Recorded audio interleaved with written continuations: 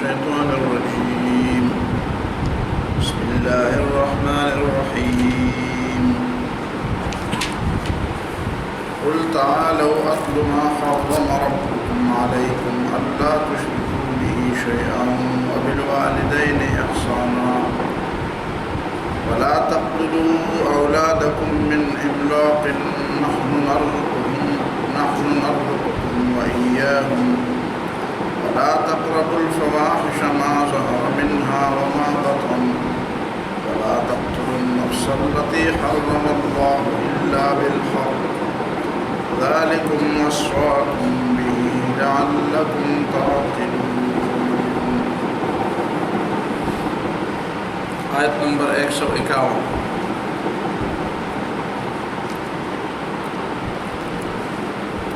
اسی صورت کے زیادہ حصے میں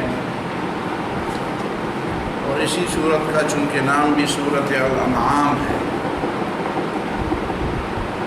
تو یہاں پہ ان چوپایوں کے بارے میں اور کھانے پینے کی چیزوں کے بارے میں مکے کے مشرکین نے اور یہود نے اپنی طرف سے جو حرام اور حلال کا تقرر کیا تھا، جس کی اللہ تعالیٰ نے کبھی اجازت نہیں دی تھی، تو اسی کی بنیاد پر بات ہو رہی ہے. ایک تو یہ ہے کہ ایک چیز کو حرام یا حلال قرار دیا جائے، ایک اس کی بنیاد اور اس کی جڑ میں جو بنیادی خرابی ہے کہ اللہ تعالیٰ کی تحلیل اور تحریم کے اختیارات کو خود اپنے ہاتھ میں لے کر اپنی طرف سے کسی چیز کو حرام یا حلال قرار دیا. تو یہاں زیادہ تفصیل کے ساتھ اسی غلطی کو پکڑا گیا ہے اور اسی کو شرک کہا گیا ہے، اور کھلے الفاظ میں اطاعت غیر اللہ کو اسی صورت میں شرک قرار دیا گیا ہے. وَإِنَّ الشَّيَاطِينَ لَيُوحُونَ إِلَىٰ أَوْلِيَائِهِمْ وَإِنْ أَطَعْتُمُوهُمْ إِنَّكُمْ لَمُشْرِكُونَ. پوری صورت میں، پورے قرآن مجید میں اتنی تفصیل کے ساتھ اور اتنے صریح الفاظ کے ساتھ اطاعت غیر اللہ کو شرک نہیں قرار دیا گیا ہے، بالکل کھلے الفاظ میں، جس کو ایک عام عربی دان بھی سمجھ سکتا ہے. وَإِنْ أَطَعْتُمُوهُمْ إِنَّكُمْ لَمُشْرِكُونَ. اگر تم نے ان کی اطاعت کی، ان شیاطین الانس والجن کی اطاعت کی، تو تم یقیناً مشرک ہو. اطاعت غیر اللہ کو کھلے الفاظ میں شرک قرار دیا.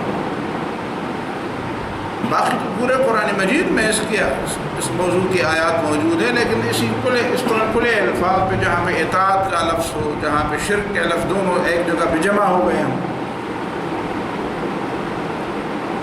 پھر ان کے بارے میں یہ بتایا گیا کہ یہ تم اپنی طرف سے کیا کرتے ہو ہمیشہ، اور رسول اللہ صلی اللہ علیہ وسلم کو بتایا گیا کہ ان سے پوچھیں کہ اپنی دلیل لے آؤ. هل عندکم من علم فتخرجوه لنا. تمہارے پاس اس طرح کی کرتوتوں کی اور اس طرح کے اپنے اللہ تعالیٰ کے اختیارات اپنے لیے استعمال کرنے کی اگر کوئی دلیل ہے تمہارے پاس، هل عندکم من علم، اگر تمہارے پاس علم کی کوئی بات ہے، دلیل کی کوئی بات ہے، فتخرجوه لنا، تو ہمارے سامنے اس کو پیش کر دو. ان تتبعون الا الظن، تم حق کے مقابلے میں اور علم کے مقابلے میں اٹکل اور گمان کے پیچھے پڑتے ہو، اندازوں کے پیچھے چلتے ہو. آج بھی اسلام کی بات یہی ہے، آج بھی قرآن اور سنت کی بات ہے. قرآن اور سنت علم کی بنیاد پر بات کرتا ہے. قرآن میں علم کی بنیاد پر بات کی گئی ہے، پیغمبر علم کی بنیاد پر. قل هذه سبیلی ادعو الی اللہ علی بصیرہ، علی بصیرہ یعنی علی علم. کہہ دو یہی تو میرا راستہ ہے، میں اللہ کی طرف لوگوں کو بلاتا ہوں، اور اعلیٰ بصیرت، کھلی آنکھوں سے لوگوں کو بلاتا ہوں. اعلیٰ علم، دلیل کی بنیاد پر لوگوں کو بلاتا ہوں، اور تم اندازوں کی بنیاد پر لوگوں کو بلاتے ہو. حقیقت میں اسلام اور غیر اسلامی جتنی بھی سسٹم ہے، جتنے بھی نظام ہیں، جتنے بھی مذاہب ہیں غیر اسلامی، دونوں کا مقابلہ حقیقت میں علم اور جہالت کا مقابلہ ہے.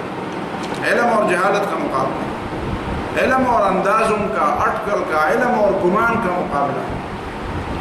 ان الظن لا یغنی من الحق شیئا. علم کے مقابلے میں گمان نہیں ٹھہرتا. علم کے مقابلے پیغمبروں کی بات علم کی بنیاد پر ہے. پیغمبروں کے مقابلے میں جتنے بھی لوگ تھے سب ناکام و نامراد ہو گئے. دنیا کو پتہ چل گیا اور آخرت میں تو یقیناً پتہ چلے گا کہ یہ ناکام لوگ تھے, یہ نامراد تھے, یہ فسادی تھے. اس لیے کہ علم کے مقابلے میں گمان ہی ہوتا ہے, اندازہ ہوتا ہے, اٹکل, گمان علم کے مقابلے میں نہیں ٹھہرتا. پیغمبر علم کی بنیاد پر بات کرتا ہے, قرآن علم کی بنیاد پر بات کرتا ہے. اور پھر ان سے کہا جاتا ہے کہ دیکھو تم نے اپنے دل سے پوچھو, حلم شہداءکم الذین یشہدون ان اللہ حرم ھذا, تمہارے پاس کچھ گواہ ہے, کچھ دلیل ہے, کوئی شہادت ہے تمہارے پاس, کوئی گواہی اس بات کی ہے کہ اللہ تعالیٰ نے ان چیزوں کو حرام قرار دیا ہے؟ وہ گواہی ہے تو وہ گواہی پیش کرو. یہ بات اسی لیے کی جا رہی تاکہ وہ گواہی کی اہمیت کو سمجھیں. گواہی کیا ہے؟ تو اگر وہ سمجھ جاتے ہیں کہ بھئی گواہی تو اس کو نہیں کہتے, گواہی تو اس کو کہتے ہیں کہ آدمی اپنی آنکھوں سے دیکھ لے, آدمی وہاں پہ موجود ہو, آدمی کے پاس ایسا علم ہو جس کو جھٹلایا نہ جاتا ہو, جس پر وہ قسم کھا سکتا ہو, جس پر وہ سزا کے لیے تیار ہو سکتا ہو, جس کو چھوڑنے کے لیے وہ کسی صورت تیار نہ ہو. ایسی گواہی تو ان لوگوں کے پاس نہیں ہے شرک کی. یہ تو ادھر ادھر کی باتیں ہیں. یہ آج کل جس طرح ہم سنتے ہیں ادھر ادھر کی باتیں سنتے ہیں. وہ آدمی نے ادھر آئے کہ آدمی نے خواب دیکھا تھا, ادھر ایسا ہوا, فلان ہوا. کہاں پہ ہوا؟ یار جی یہاں پہ بات ہو رہی تھی. کہاں بات ہو رہی تھی؟ کس نے بات کی؟ یار جی آدمی کا پتہ نہیں چلتا, بس مجھے کیا پتہ, میں نے اتنا کون سا وہ گواہی کے لیے میں نے تیار کرنا تھا اپنے آپ کو, میں آپ کو بتاؤں کہ کون تھا اور کیا تھا. بس اس طرح کوئی بات. وہ پرانے زمانے میں لوگ کس سے کہا کرتے تھے, تو کہا کرتے کہ آدمی دوڑتا ہوا آیا, اس کی سانس پھولی ہوئی تھی. تو لوگوں نے پوچھا کیوں؟ کہتے یار 100 خنزیر یا جانور یا کوئی درندے میرے پیچھے پڑ گئے تھے اور اللہ تعالیٰ نے بس مجھے بچایا. تو لوگوں نے کہا 100 قسم کے درندے یہاں پہ کہتے تھے, جنگل کہاں ہے؟ کہتے یار 50 تو تھے. اچانک وہ 50 پر آ گیا. پھر وہ دوبارہ جب اس سے پوچھتے یار کہاں ہے کتنے درندے؟ لوگوں نے کبھی دیکھ کر کہتے 10 تو میں نے گن لیے تھے. پھر جب وہ آگے سے کہتے ہیں خدا کے بندے یہاں پہ کوئی کتا ہوگا, کوئی گیدڑ, کہتے ہیں نہیں کوئی چیز تو تھی, ایک نے تو بالکل قریب پہ مجھے پکڑ لیا تھا. پھر جب لوگ جمع ہو جاتے کہتے کہاں تھا وہ, کس رنگ کا تھا, ہاں کیسے تھے, اس کی سینگ تھے, اس کی دم تھی, اس کا رنگ کیسے تھا؟ یار کچھ کشکش تو ہو رہی تھی نا, آخرکار کچھ کشکش تو ہو رہی تھی, تو کوئی چیز تو ہوگی. تو پہلے وہ 100 درندوں کی بات کرتے ہیں, پھر جب آپ اس کو پکڑ لیتے ہیں تو پھر آخر بات کشکش پر رہ جاتی ہے. یہ علم کے مقابلے میں جو لوگ گمان اور اندازوں کے پیچھے پڑتے ہیں, کہتے فلان نے ایسا کیا تھا, فلان نے ویسے کیا تھا. کہاں ہے وہ کوئی چیز؟ قرآن و سنت کے مقابلے میں کہاں ہے دلیل کسی کے پاس؟ حلم شہداءکم الذین یشہدون فإن شہدوا فلا تشہد معہم. یہاں پہ لوگوں کی اصلاح کی جا رہی ہے. کبھی کبھی یہ ہوتا ہے کہ ایک آدمی دوسرے کہتا ہے کہ تم گواہی دیتے ہو تو پھر میں بھی تمہارے ساتھ ہوں, تو آخر وہ جھوٹی گواہی دے دیتا ہے, تو پھر کہتے ہیں تم بھی ساتھ دو. ایسی بات نہیں ہونی چاہیے. اگر تمہیں پتہ ہے کہ لوگ اگر گواہی دیں گے بھی تو وہ جھوٹی گواہی ہوگی, وہ جھوٹی گواہی ہوگی, تو آپ ان کو کہتے ہیں کہ اگر آپ جھوٹی گواہی دیتے تو میں تو ساتھ نہیں, مجھے تو پتہ ہے کہ تم جھوٹے ہو. تم قسمیں بھی کھاؤ تب بھی تم جھوٹے ہو. 1000 قسمیں کھاؤ, مجھے پتہ ہے کہ تم جھوٹ بول رہے ہو. کیوں میں تمہارا ساتھ؟ صرف اسی بنیاد پر تمہارا ساتھ دو کہ تم قسم اٹھا رہے ہو. کیا لوگ جھوٹے قسم تھوڑے اٹھا رہے ہیں؟ فإن شہدوا فلا تشہد معہم. اگر یہ جھوٹی گواہی دے اور اللہ تعالیٰ پر جھوٹ باندھ دے تو تم ان کے ساتھ گواہی میں شریک نہ ہونا, بلکہ ان کی اصلاح کرنا.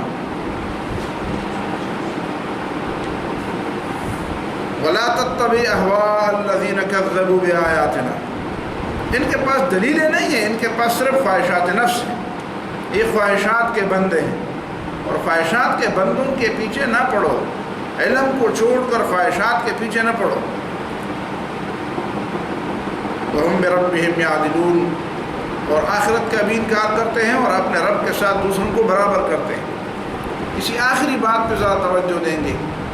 وَهُمْ بِرَبِّهِمْ يَعْدِلُونَ. اور وہ اپنے رب کے ساتھ دوسروں کو برابر ٹھہراتے ہیں. ایسا کون ہے جو اپنے بتوں کو یا اپنے خداؤں کو اللہ تعالیٰ کے ساتھ بالکل برابر ٹھہراتا ہے؟ مکے کے مشرکین تو یہ کہتے تھے کہ ہؤلاء شفعاؤنا عند اللہ ما نعبدهم الا ليقربونا الى الله زلفا، ہم تو ان کی عبادت اسی لیے کرتے ہیں کہ یہ اللہ تعالیٰ کے قریب کریں گے ہمیں، ہم ان کی عبادت کریں گے تو یہ خوش ہوں گے، اور جب یہ خوش ہوں گے تو ہمارا خدا خوش ہو جائے گا، اس لیے کہ اللہ تعالیٰ ان سے خوش ہے تو ان کو خوش کرنے سے خدا خوش ہو جاتا ہے۔ ہم ان کے قریب جائیں گے تو یہ ہمیں اللہ تعالیٰ کے قریب کر دیں گے، ہم ان کا دامن پکڑیں گے تو یہ ہمیں اللہ تعالیٰ کے قریب لے جائیں گے۔ اس سلسلے میں دو باتیں پیش نظر رہنی چاہیے۔ پہلی بات تو یہ ہے کہ ہمیشہ وہ یہ بات نہیں کرتے تھے، ابتدا سے مکے کے مشرکین نے اس طرح کی باتیں نہیں کی تھی۔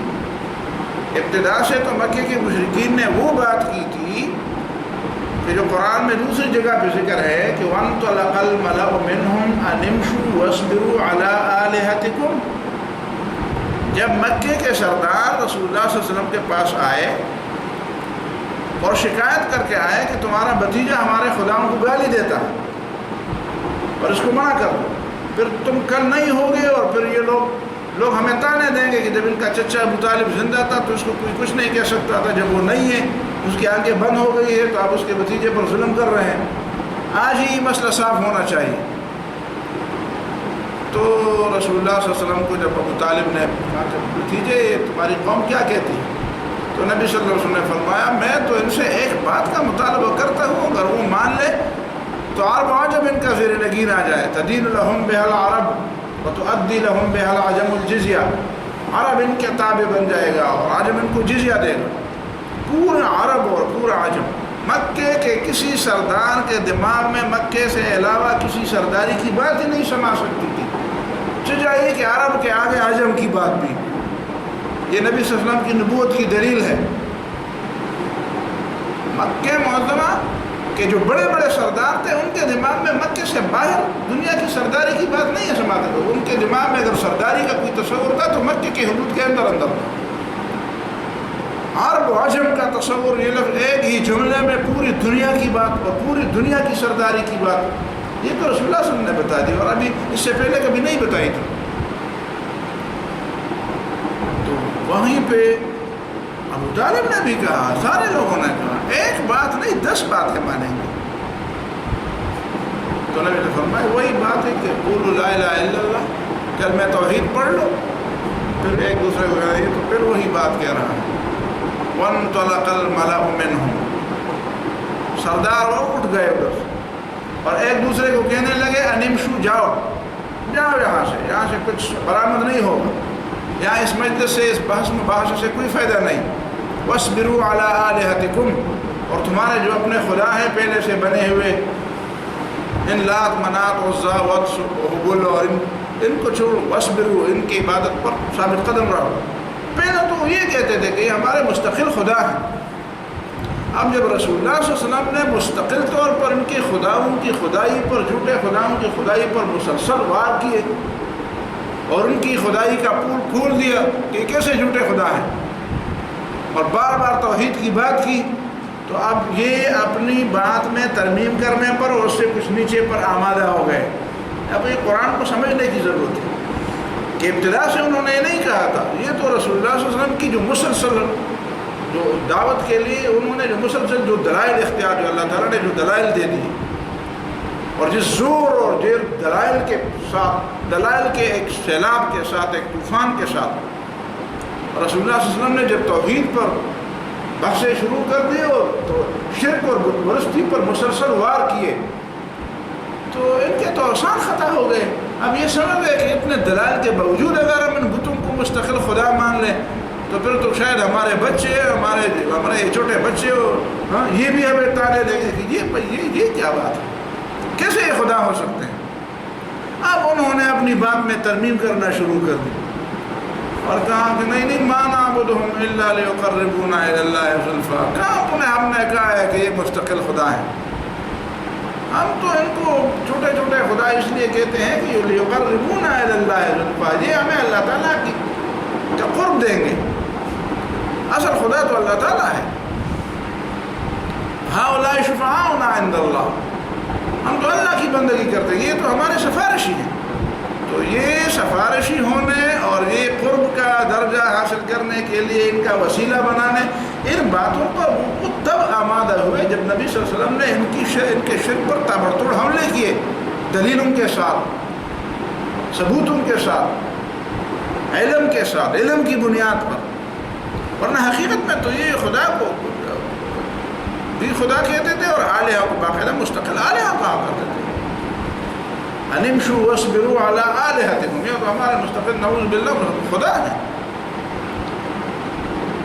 تو پہلی بات تو یہ. دوسری بات یہ ہے کہ یہ بھی ایک غلط فہمی ہے کہ لوگ سمجھتے ہیں کہ جو لوگ شرک کرتے ہیں وہ خدا کے ساتھ جو شرک کرتے ہیں وہ آپ حقیقت میں خدا کو تو بڑا خدا مانتے ہیں اور یہ باقی چھوٹے چھوٹے خداؤں کو اتنا مرتبہ نہیں دیتے جتنا مرتبہ وہ اللہ تعالیٰ کو دیتے ہیں. اللہ تعالیٰ کا تو بڑا مقام ہے، وہ مرتبہ تو کسی خدا کو، کسی دیوتا کو، کسی قبر کو، کسی امیر کو، کسی فقیر کو، کسی لیڈر کو، کسی فرعون کو وہ مرتبہ نہیں دیتے. وہ تو قرآن نے یعدلون کیسے کہا؟ حقیقت میں بات یہ نہیں ہے. حقیقت میں بات یہ ہے کہ اللہ تعالیٰ کے حقوق میں سے کوئی حق آپ کسی کو دے دیں، اللہ تعالیٰ کے اختیارات میں سے کوئی اختیار آپ کسی کو دے دیں، اللہ تعالیٰ کی صفات الوہیت اور صفات ربوبیت، خدائی کی جو صفات ہیں ان صفات میں کوئی صفت آپ کسی کو دے دیں تو یہ ہے یعدلون. اس کا معنی یہ ہے کہ تم اپنے بندے کو خدا کے برابر قرار دو. ہزاروں لاکھ اللہ تعالیٰ کے تو کروڑوں اربوں سے بھی زیادہ صفات ہیں. اللہ تعالیٰ کے کلمات کی تو کوئی انتہا نہیں ہے. یہ تو انسان کے بس میں نہیں ہے کہ سارے کے سارے خدائی صفات ایک انسان میں جمع کرا رہے، اس لیے کہ ساری خدائی کی ساری صفات کا اسے علم ہی نہیں ہے. ظاہر ہے کہ اسے بہت تھوڑا علم ہے. تو اللہ تعالیٰ کی صفات میں سے سب صفات کو کسی کے اندر جمع کر دینا یا کسی ایک صفات کو کسی کے اندر جمع کر دینا، کوئی ایسی صفت ہو جو خدائی کی صفت، کسی کو عالم الغیب قرار دیا جائے، کسی کو ایسا قرار دیا جائے کہ اس کے ہاتھ میں بھی کن فیکونی قوت ہے، کسی کو ایسا قرار دیا جائے کہ جس طرح اللہ تعالیٰ کی اطاعت بلا چون چرا واجب ہے، فرض ہے اور اس کے لیے کسی دوسری دلیل کی ضرورت نہیں ہے. کسی اور کی اطاعت بھی اسی لیے فرض ہے تو اس کے لیے کسی دوسری دلیل کی ضرورت نہیں ہے. آخر پیغمبر کی اطاعت کے لیے تو اللہ تعالیٰ کی سند کی ضرورت ہے. وہاں پہ تو صاف کہہ دیا گیا ہے کہ وما ارسلنا من رسول الا لیطاع باذن اللہ. پیغمبر کی اطاعت تو ہمارے اوپر اسی لیے لازم ہے کہ اللہ تعالیٰ نے پیغمبر کی اطاعت کو لازم قرار دیا ہے. تو کسی کی اطاعت اگر بالکل خود بجائے، خود سند کے طور پر کی جائے کہ یہ خود سند ہے، اس کے لیے کسی دوسرے سند کی ضرورت نہیں ہے، تو یہ بھی خدا کے ساتھ کسی کو برابر کرنا ہے. اگر ہم اللہ تعالیٰ کی جو اطاعت کرتے ہیں تو کیوں کرتے ہیں؟ کس نے کہا کہ اللہ تعالیٰ کی اطاعت واجب ہے؟ اور خود اللہ تعالیٰ نے کہا، خود اللہ تعالیٰ نے فرمایا کہ میری اطاعت واجب ہے. باقی کسی دوسرے کے کہنے کی وجہ سے تو نہیں ہے اس کی اطاعت. کسی دوسرے نے کہا ہو کہ چونکہ اللہ تعالیٰ واجب الاطاعت ہے تو پھر اصل واجب اطاعت تو نعوذ باللہ وہ دوسرا ٹھہرا. حقیقت میں خدائی کے حقوق میں، خدائی کے اختیارات میں، خدائی کی صفات میں کسی کو کوئی صفت دینا بالکل یہ معنی رکھتا ہے کہ وہ اس شخص کو یا اس ذات کو بالکل اللہ تعالیٰ کے برابر قرار دیتا ہے. اور کچھ لوگ یہ سمجھتے ہیں، اس نقطے کو نہیں سمجھتے. تو جس طرح ہماری پشتوں میں کہتے ہیں وہ شریک دبل پر نام نشتہ، صرف نام کا شریک نہیں ہے، باقی کام کے شریک تو نعوذ باللہ بہت ہے. ہماری پشتوں میں بھی یہ عجیب بات ہے. بے شک خدا تو یہ بھی شریک دبل پر نام نشتہ، مطلب یہ ہے جو خدا پر نوسو نشتہ اور نور کو خدا خدای سے بتنا بچے کی نعوذ باللہ نہیں دے کہ خدا نے ویلے کی. تو یہ بات نہیں کس نے سمجھائی ہے یہ بات کہ صرف نام کے شریک کو شریک کہتے ہیں. شریک دبل پر نام نشتہ ہمارے یہاں تو پخوانے زمانے کا خدا خبر رکھا. بے شک خدا تو یہ بھی شریک دبل پر نام نشتہ، صرف نام کے شریک کو شریک کہتے ہیں. باقی اختیارات، حقوق، صفات، اس میں کسی کو شریک ہے تو نام تو اس کا خدا نہ دیا نہ ہو تو ٹھیک ہے نعوذ باللہ. اس لیے کہ نام کا تو شریک نہیں ہے، شریک تو نام کا نہیں ہے، کام کے شریک تو نعوذ باللہ پر بالکل شرک ہے. وہ بھی صفتوں میں شریک ہے. خدائی صفات میں کسی کو شریک کرنا ہے نہ شرک. اب الحمدللہ کا معنی یہی کرتے ہیں. الحمدللہ کا معنی کیا ہے؟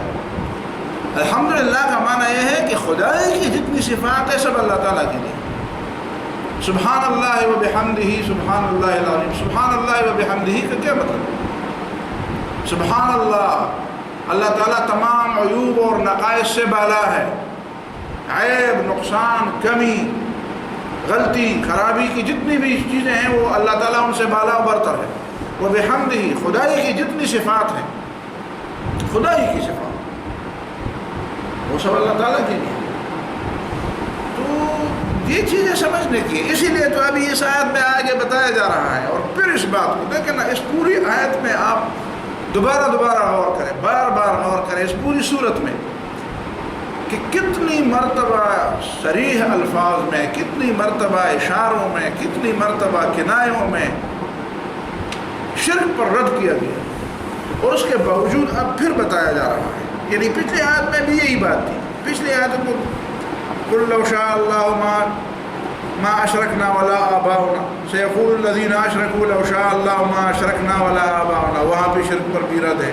قل فللہ الحجۃ البالغہ، حجت البالغہ کسی کے خلاف ہے؟ شرک کے خلاف ہے. قل ہلم شہداءکم الذین یشہدون ان اللہ حرم ھذا، یہ بھی خدائی اختیارات کی بات ہے. اب یہاں پھر وہم بربہم یعدلون، یہاں پھر شرک کی بات ہے. اب پھر قل تعالوا اتل ما حرم ربکم علیکم اللہ تشرکوا بہ شیئا. پتہ نہیں لوگوں نے شرک کو سمجھا ہے کہ نہیں سمجھا، اور شرک کو کس معنی میں سمجھا ہے. اور کچھ لوگ تو ایسے بھی ہیں کہتے ہیں کہ آؤ میں قرآن سے شرک ثابت کر سکتا ہوں. ایسے بدبخت بھی ہمارے ملک میں موجود ہیں. میں نے سنا ہے کسی وہ کہتے ہیں کہ آؤ میں قرآن سے شرک ثابت. وہ بدبخت قرآن تو شرک کے جڑ کاٹنے کے لیے نازل ہوا ہے، تم وہاں سے شرک کیسے ثابت کرتے ہو؟ قرآن توحید کے لیے آیا ہے، شرک کی جڑ کاٹنے کے لیے قرآن نازل ہوا. تم کہتے ہو کہ آؤ میں قرآن سے تمہارے سامنے شرک ثابت کر دوں. اتنے ایسے بدبخت لوگ. تو لفظ اب یہاں پھر بتایا جا رہا ہے. قل، اب کہہ دو. اب اس صورت کو سمجھنے کے بعد اب آخر میں اس خلاصہ سن لو کہ تعالو آ جاؤ میرے پاس. اب دیکھیں نا، تعالو ہم پشتو میں کہتے ہیں آ جاؤ، یا اردو میں کہتے ہیں آ جاؤ، پختو کے راشا. اب راشا اور آ جاؤ میں کوئی دوسرا معنی نہیں کہ آ جاؤ ہم اوپر ہوں آپ نیچے ہوں، ہم بھی کہ آ جاؤ. ہم نیچے ہوں اوپر ہوں، آج ہم سامنے ہوں تب بھی ہم کہیں گے آ جاؤ. عربی میں جب کہیں گے کہ تعالو تو اس کا مطلب ہے کہ علو کی طرف آ جاؤ، بلندی کی طرف آ جاؤ. قرآن یہ جملہ اس وقت فرماتا ہے جب بات وہیں پہ نہیں ہوتی. اس طرح نہیں کہ دیکھیں ایک شخص دوسرے کو کہتے ہیں کہ آ جاؤ میرے پاس ایک بات کہنی، وہاں پہ تعالو نہیں کہتے. جب یہ لفظ عام ہو جاتا ہے، الفاظ کا معنی اصل میں ایک ہوتا ہے، پھر لوگ اس کو عام استعمال میں لاتے ہیں. لیکن میں اصل استعمال کی بات کرتا ہوں.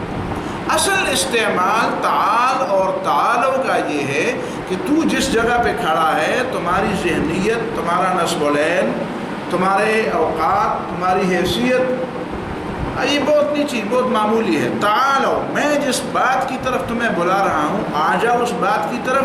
تو آتے ہی تمہیں ایک بلندی ملے گی، تمہیں ایک رفعت ملے گی، تمہیں ایک بلند مقام ملے گا، ایک بلند نصب العین تمہیں ملے گا، بلندی کی طرف جانے کا ایک راستہ تمہیں ملے گا. تعالو، اس طرح اہل کتاب کو کہا ہے قل یا اہل الکتاب تعالوا الی کلمۃ. ہرقل کو کہا جاتا ہے، ہرقل کو جو خط لکھا رسول اللہ صلی اللہ علیہ وسلم نے لکھوایا، اسی میں یہی بات تھی، یا اہل الکتاب تعالوا الی کلمۃ. اب رسول اللہ صلی اللہ علیہ وسلم دیکھیں نا، رسول اللہ صلی اللہ علیہ وسلم مدینہ منورہ میں، اور ہرقل اپنے آپ کو کوئی چیز سمجھتا ہے، بہت بڑے تخت پر بیٹھا ہوا ہے، وہ بہت بڑی مملکت کا سربراہ ہے. اور رسول اللہ صلی اللہ علیہ وسلم اور اہل عرب کو وہ سمجھتے ہیں کہ یہ دیہاتی قسم کے لوگ ہیں، ان کو تہذیب سے اور حکومتوں سے اور قوت سے اور غلبے سے آپس میں لڑتے بھڑتے ہیں، لیکن ہمارے مقابلے میں، ہماری حکومتوں کے مقابلے میں ان کی کیا حیثیت ہے. وہ اس طرح کی بات ان کے ذہن میں ہے. اور قرآن اس کو اس اسلام کی دعوت جو دیتا ہے نبی صلی اللہ علیہ وسلم کی زبانی تو اس انداز سے دیتا، تعالوا الی کلمۃ. تعالوا، ٹھیک ہے تم بازار تخت پر بیٹھے ہو لیکن تم بہت نیچ ہو، تم بہت حقیر جگہ پہ ہو. تمہارا ذہن، تمہارا دماغ، تمہاری اخلاقی حیثیت، تمہاری اخلاقی کیفیت، تمہاری معاشرتی کیفیت یہ بالکل اس طرح جس طرح تم کنویں میں ہو، تعالو میری بات سنو اور اوپر آ جاؤ۔ بازار میں تو لوگ کہتے ہیں کہ بھئی تخت سے اوپر اور ہرقل اور قیصر کے تخت سے اوپر کون سی چیز ہے؟ لیکن یہ اقدار، یہ عقیدہ، یہ فکر، یہ نصب العین، یہ اللہ تعالیٰ کے احکام کی اطاعت، یہ رسول صلی اللہ علیہ وسلم کی اطاعت، یہ ان چیزوں سے بہت بڑھ کر ایک چیز ہے، بہت بڑھ کر ایک چیز ہے، بڑھ کر ایک چیز ہے۔ سلیمان علیہ السلام اوپر ہوا پہ جا رہا تھا، تفاسیر نے لکھا ہے نیچے ایک شخص اپنے کھیت میں، شاید کوئی کسان تھا، جب اوپر دیکھا اس نے کہا داؤد علیہ السلام کے بیٹے کی بڑی شان ہے۔ سلیمان علیہ السلام نے بات سن لی، نیچے آیا اور اس شخص سے کہا تم نے کیا کہا؟ اس نے کہا میں نے یہی کہا نا کہ سلیمان علیہ السلام داؤد علیہ السلام کے بیٹے کی بڑی شان ہے۔ اس نے کہا تمہیں پتہ ہے کہ تم نے جو کلمہ پڑھا ہے تم مسلمان ہو؟ اس نے کہا ہاں مسلمان ہوں الحمدللہ۔ اس نے کہا یہ کون سی شان ہوگی کہ آدمی ہوا پہ اڑتا ہے؟ یہ کون سی شان ہے؟ تمہیں پتہ ہے تمہاری جو شان ہے کلمہ توحید کے پڑھنے سے، اور اللہ تعالیٰ تمہیں قیامت میں اور جنت میں جو شان دے گا اس کا تمہیں علم ہے، وہ اس سے ہزاروں نہیں لاکھوں گنا بہت بڑھ کر ہے۔ صرف یہ نہ کہو کہ یہ بڑی شان ہے، یہ کوئی شان نہیں، یہ دنیا کی ایک چیز ہے، بس فانی چیزیں ہیں۔ اصل شان وہ ہے جو تم نے کلمہ توحید پڑھ کر جو اللہ کے دربار میں جو مقام حاصل کیا ہے وہ شان ہے۔ تو یہاں پہ بھی کہا جا رہا ہے قل تعالو، لوگو آ جاؤ، لوگو تم قیصر ہو یا کسریٰ ہو، تم کوئی بڑے بڑے سردار ہو اور بڑے بڑے تختوں پر بیٹھے ہو، یہ کوئی چیز نہیں ہے۔ تعالو، بلندی کی طرف آ جاؤ، بلند نصب العین کی طرف آ جاؤ، بلند مقاصد کی طرف آ جاؤ، بلند جگہ پہ بلند مرتبوں کی طرف آ جاؤ، بلند درجات، اونچے درجات کی طرف آ جاؤ۔ بہت بڑی بلندی ہے، بہت بڑی بلندی جس کی طرف اسلام تمہیں بلاتا ہے۔ تعالو، اور وہ بات آ جاؤ، تمہیں کیا کہوں گا؟ آ جاؤ گے تو کس کی طرف آ جاؤ؟ اتلو ما حرم ربکم علیکم، میں وہ چیزیں تمہارے سامنے تلاوت کروں اور تمہارے سامنے سناؤں، اس کا ذکر کروں۔ ما حرم ربکم علیکم، کہ جو تمہارے رب نے تمہارے اوپر حرام کیا۔ میرا رب بھی ہے اور تمہارا بھی رب ہے، تم اپنے رب کی بات کیوں نہیں مانا؟ حرم ربکم، وہ تمہارا رب ہے، تمہارا خدا ہے، تمہارا حاکم ہے، تمہارا پالنے والا ہے، تمہارا مالک ہے۔ تمہارے پالنے والے، تمہارے مالک اور تمہارے بادشاہ حقیقی اور حاکم حقیقی نے جو تمہارے اوپر جو پابندیاں لگائی ہے ان پابندیوں کو سنو۔ میں تمہارے سامنے وہ پابندیاں سناتا ہوں، اور یہ جو تم جیسے لوگوں نے جو پابندیاں بنائی ہے اپنی طرف سے، کچھ اپنے لیے مراعات لیے ہیں اور کچھ تمہارے اوپر پابندیاں، یہ نہیں ہے، یہ بلندی کی طرف سفر نہیں ہے، یہ تو بالکل نشیب کی طرف، کنویں کی طرف جا رہا ہے، کھڑوں کی طرف جا رہا ہے۔ پھر کہاں جا رہا ہے؟ اس میں پہلی بات کیا ہے کہ اللہ تشرکوا بہ شیئا، جو پابندیاں اللہ تعالیٰ نے تمہارے اوپر لگائی ہے ان میں سب سے پہلی پابندی یہ ہے کہ شرک نہ کرو، شرک نہ کرو۔ قرآن میں جگہ جگہ اس بات کی تفصیل، سب سے جو بنیادی چیز جس سے منع کیا گیا ہے وہ شرک ہے۔ اور آئیں پھر اس قرآن مجید کی اس صورت کے اندر پھر دیکھیں کہ شرک سے مراد یہاں پہ کون سی بات ہے؟ مطلب ہے قانون سازی، تحلیل و تحریم، کہ اللہ نے جو چیز حلال قرار دی ہے اس کو لوگ حرام قرار دیں، یہ شرک ہے۔ مکے کے لوگوں نے یہی تو کیا۔ قل الذکرین حرم ام الانثیین، بتاؤ ان میں اللہ تعالیٰ نے نر کو حرام قرار دیا ہے کہ مادے کو؟ اونٹ ہے، گائے بھینس ہے، بھیڑ بکریاں ہے، دمبے ہیں، یہ اللہ تعالیٰ نے پیدا کیے ہیں، یہ تمہارے کھانے پینے کے قرب و جوار میں رہنے والے جانور ہیں جس سے تم فائدے لیتے ہو۔ ان میں اللہ تعالیٰ نے نر کو حرام قرار دیا ہے کہ مادے کو حرام قرار دیا؟ تو یہاں پہ شرک سے مراد یہ ہے کہ جو تحلیل اور تحریم انسانوں نے اپنے ہاتھ میں لیے یا اپنے سرداروں کے ہاتھ میں دیے، یہ شرک ہے۔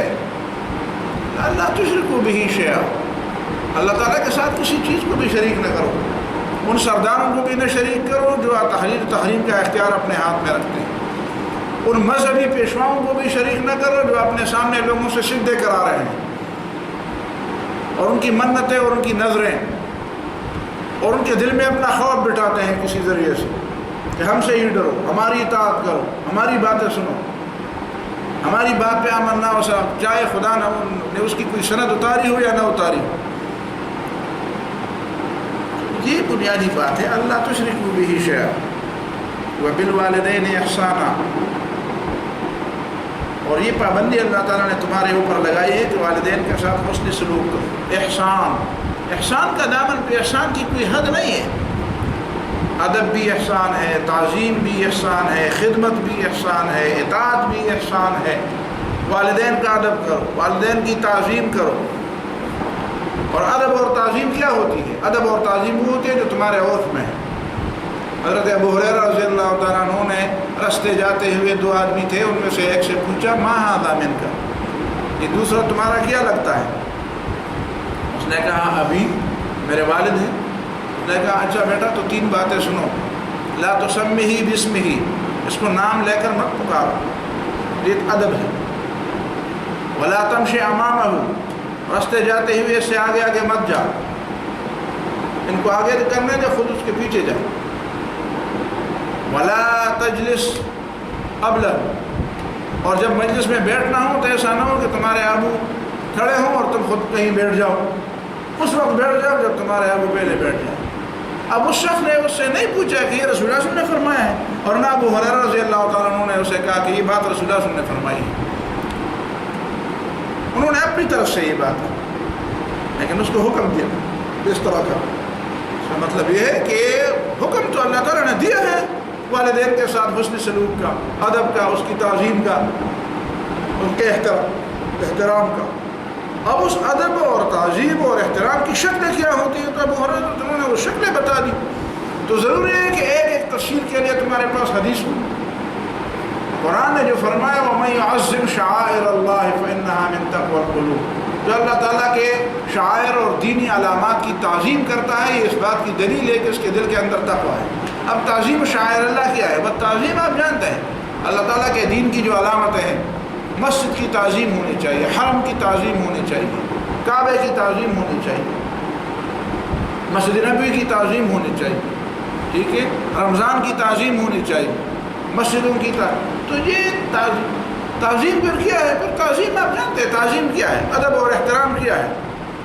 تو اسی طرح والدین کا ادب اور احترام، ان کی اطاعت، ظاہر ہے کہ اللہ تعالیٰ کے اطاعت کے مقابلے میں تو نہیں، اس کے حدود کے اندر، اور پھر ان کی خدمت کرنا.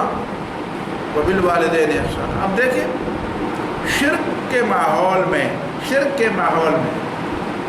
پر رد کر کے، بار بار رد کر کے، اس کے فوراً بعد والدین کے حقوق کی بات، اس لیے کہ ظاہر ہے کہ آپ نے جس معاشرے میں رہنا ہے، جب تک اس معاشرے کو انسانی معاشرہ نہیں کہا جائے گا تو شرک پر رد کی باتیں اور توحید کا سبق آخر کن لوگوں پر اثر کرے گا؟ جس معاشرے میں والدین کا احترام نہ ہو، جس معاشرے میں بڑوں کا احترام نہ ہو، جس معاشرے میں بچے بڑوں کا ادب نہ کرے، جس معاشرے میں چھوٹے بڑوں کی تعظیم نہ کرے، چھوٹے بڑوں کی خدمت نہ کرے، چھوٹے بڑوں کا ادب نہ کرے، اس معاشرے کو صرف سے انسانی معاشرہ کہا ہی نہیں جاتا.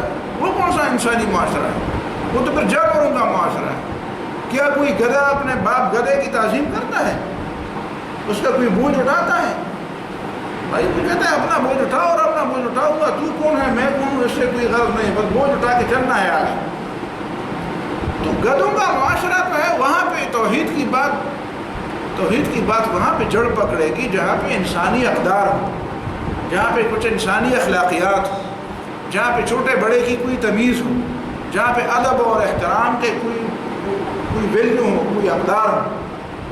اس لیے فوراً توحید کے بعد ہر جگہ پہ قرآن مجید اپنی بات اللہ کے حقوق اور اللہ کی اطاعت کے بعد فوراً والدین کی اطاعت کی بات کرتا ہے.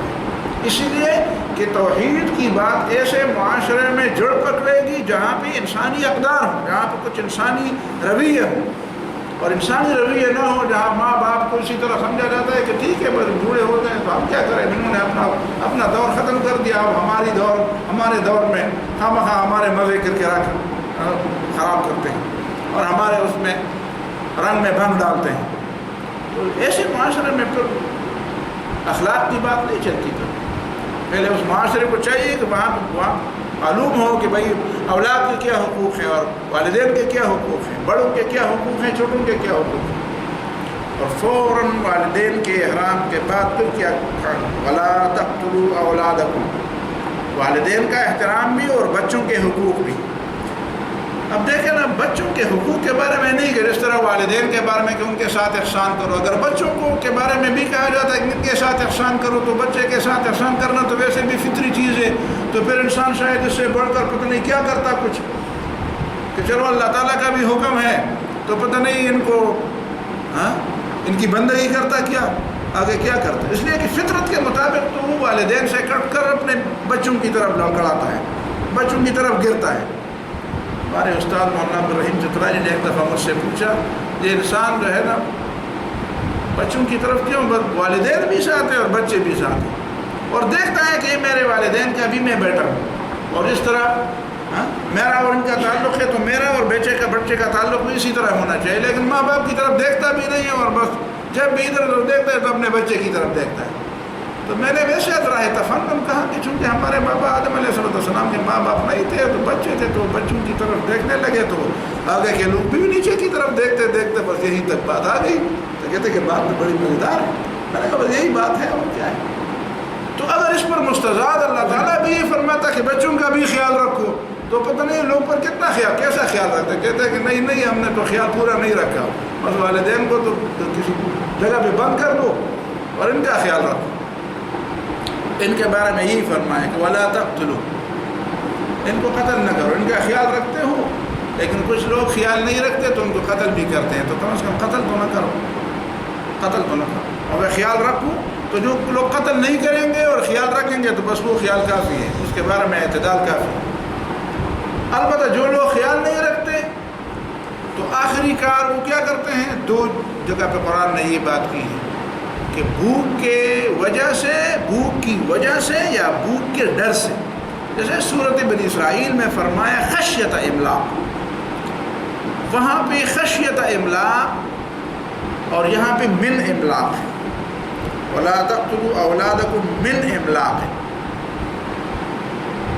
دونوں میں فرق یہ ہے کہ سورہ بنی اسرائیل میں ہے کہ ابھی تو تم فقیر نہیں ہو لیکن تم سمجھتے ہو کہ شاید بچوں کا خیال کر کر کے میں فقیر ہو جاؤں گا اس لیے اس کو قتل کرتے ہو, تو ایسا نہ کرو. اور من املاقن کا معنی یہ ہے کہ پہلے سے بھوک موجود ہے, پہلے سے فقر موجود ہے, فقر ہی کی وجہ سے تم بچوں کو قتل کرنا چاہتے ہو, تو ایسا نہ کرو. مطلب یہ ہے کہ موجود فقر کی وجہ سے بھی بچوں کے حقوق نہ مارو, ان کو قتل نہ کرو. اور آئندہ موہوم فقر تو تمہارے دماغ کے اندر ہے کہ کبھی میں فقیر ہو جاؤں گا, کبھی میں غریب ہو جاؤں گا, تو غربت کے مارے بھی نہ قتل کرو اور غربت کے ڈر سے بھی نہ قتل کرو. اور ان دونوں آیتوں میں فرق بھی قرآن نے رکھا ہے. دیکھیں نا قرآن کا اسلوب عجیب. وہاں پہ ہے ولا تقتلوا اولادکم خشیت املاق نحن نرزقهم وإياكم, اور یہاں پہ ہے ولا تقتلوا اولادکم من املاق نحن نرزقکم وإياهم. وہاں پہ جب ڈر کی بات ہے تو نرزقهم وإياكم, ڈر کی وجہ سے کہ آئندہ کوئی بات ہوگی ایسے تو پرواہ نہ کرو, ہم ان کو بھی رزق دیں گے تم کو بھی رزق دیں گے. ان کو رزق تم نہیں دو گے, تم کہتے ہو کہ ہم فقیر ہو جائیں گے, بھائی فقیر ہو جاؤ گے تو ان کو جو رزق دیں گے وہ تم نہیں دیں گے, ہم دیتے ہیں. اور یہاں پہ من املاق جو موجود فقر ہے, اب تم کہتے ہو کہ ہم فقیر ہیں اسی لیے بچوں کو قتل کرتے ہیں, تو نحن نرزقکم, یہ تم فقیر ہوتے ہوئے بھی جو کچھ کھاتے ہو یہ تم خود اپنے تو ایک طرف اعتراف بھی کرتے ہو کہ میں فقیر ہوں اور دوسری طرف کھاتے بھی ہوں. تو یہ جو تم کھاتے ہو تو ظاہر ہے کہ تم اپنے آپ کو فقیر سمجھتے ہوئے کھاتے ہو, تو ہم ہی تمہیں دیتے ہیں نا. نحن نرزقکم, جب تمہیں دیتے ہیں تو وإياهم, ان کو بھی دیں گے. تو یہ باتیں سمجھائیں. ولا تقربوا الفواحش ما ظهر منها وما بطن, بے حیائی کی طرف بھی قریب نہ جاؤ. اب دیکھیں نا ولا تقربوا الفواحش, قرب باقی چیزوں کے, یہ نہیں فرمایا کہ شرک کے قریب نہ جاؤ, شرک کے قریب نہ جاؤ. شرک کے قریب جانا اور شرک کرنے میں کوئی فرق نہیں ہے. شرک کے قریب جاؤ گے تو شرک ہی شرک ہے. شرک کے قریب, اس شرک سے دور بھاگنے کی بات. شرک سے کے بارے میں یہ نہیں کہ قریب نہ جاؤ, اس کا مطلب یہ ہے کہ شرک میں کوئی ایسی چیز ہے, ہاں جی, قریب جانے سے کوئی ایک چیز ہے اور آخر میں جاؤ گے تو اس کے کوئی ایک اصل چیز. قریب جانے کا مطلب یہ ہے کہ ایسی چیز کے قریب جانے سے کہ قریب جانے کے اثرات اور ہوتے ہیں اور اس چیز کو اپنانے کے اثرات اور ہوتے ہیں. شرک کے اثرات قریب جانے کے اور اس کو کو اپنانے کے دونوں ایک ہیں. البتہ عملی چیزیں جتنی ہیں، عملی چیزیں جس طرح بے حیائی کی باتیں، بے حیا فواحش کا مطلب بے حیائی کی بات ہے تو بے حیائی کی بات صرف زنا کو نہیں کہتے، زنا کے جتنے بھی دوائی ہیں سب کو کہتے، اسی لیے فواحش کو جمع کیا گیا ہے. ولا تقربوا الفواحش، یہ نہیں فرمایا ولا تقربوا الفاحشۃ، زنا کے قریب نہ جاؤ، بلکہ یہ فرمایا ولا تقربوا الفواحش. ایک زنا کے ارد گرد کئی فواحش ہیں، بناؤ سنگار، پرائے لوگوں کے سامنے اب بن سنور کے جانا، پھر نظروں کا آپس میں لڑانا اور لڑنا، پھر دلوں کی باتیں، پھر اشاروں کنایوں کی باتیں، پھر ایک دوسرے کے ساتھ ہم کلام ہونا. تو یہ ساری باتیں، یہ ساری چیزیں، یہ ساری تفصیلات. اور پھر فرمایا ما ظہر منہا وما بطن. فواحش کچھ ایسے ہوتے ہیں، بے حیائی کے کچھ کام ایسے ہوتے ہیں جو ظاہر ہوتے ہیں، کچھ ایسے ہوتے ہیں جو چپکے سے ہوتے ہیں، کسی کو پتہ نہیں چلتا. دلوں کے اندر جو باتیں، اشاروں کنایوں کے اندر جو باتیں ہوتی ہیں، اشاروں کنایوں میں جو باتیں ہوتی ہیں، دور سے چل کر جو بات کہی جا رہی ہے، گانوں میں، مختلف قسم کے ڈانسوں میں، کہاں پہ ڈراموں میں، فلموں میں، جو دور سے اشارے کنائے ہوتے ہیں، جو ذرائع، تو یہ ساری چیزیں فواحش. ولا تقربوا الفواحش ما ظہر منها وما بطن، جو ظاہر ہے اور جو باطن ہے. ولا تقتلوا النفس التي حرم الله الا بالحق، اور اس نفس کو قتل نہ کرو جس کو اللہ تعالیٰ نے حرام کیا ہے مگر حق کے ساتھ. ذالکم وصاکم به لعلکم تعقلون، یہ اللہ تعالیٰ تمہیں وصیت کرتا ہے تاکہ تم عقل سے کام لو. یہاں پہ یہ آخری حصہ چھوڑ دیتے ہیں، اس کی تفصیلات ذرا زیادہ ہے، تو انشاءاللہ اگلے درس میں